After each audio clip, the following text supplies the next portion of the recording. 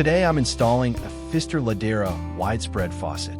First, I'm connecting my tap adapters to the water supply lines. Keep in mind, the tap adapters come with a faucet, but the supply lines do not, so you'll need to pick those up at your local hardware store. I'm using a 12-inch stainless steel supply line with a 5/8-inch fitting on one end and a 3/8-inch compression connection on the other. Next, we'll install the hot and cold valves into the outer holes of the countertop. On the bottom of each valve, you'll see an arrow.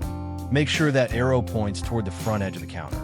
The cold valve goes on the right, and the hot goes on the left. You can easily tell them apart by the red indicator for hot and the blue indicator for cold.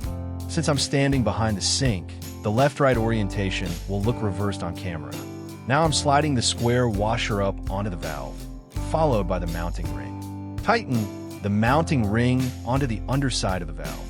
Remember, the mounting ring has a specific orientation depending on your countertop thickness, so check your instructions. Next, place the washers onto the bottom of the handles and slide the handles onto the valve posts. You can set the washers on first or slide them over together. It works either way. Tighten each handle using the included Allen wrench. Then repeat the process for the other handle. Now we'll prep the spout. Slide the putty ring over the inlet valve at the base of the spout. If you're finding this video helpful, don't forget to like, subscribe, and turn on notifications so you don't miss future plumbing tutorials. Moving underneath the sink, slide the horseshoe bracket on the spout's stud post. Then thread on the long mounting nut and tighten it down securely. Next, connect the color-coded water lines from each valve to the spout connector. This is a simple push-to-click connection. Just push each line in until it clicks into place. After that, attach your water supply lines, with the tap adapters already installed, to each valve. The nut on the supply line only needs to be hand-tight when threading onto the tap adapter. No wrench required.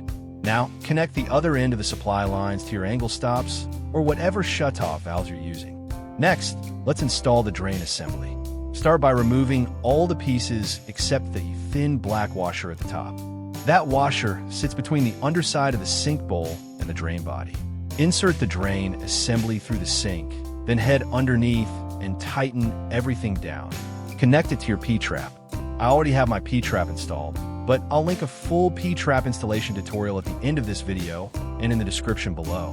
Once everything is in place, turn the water back on and check for any leaks. And that's it. For more helpful plumbing videos, make sure you like, subscribe, and hit that notification bell.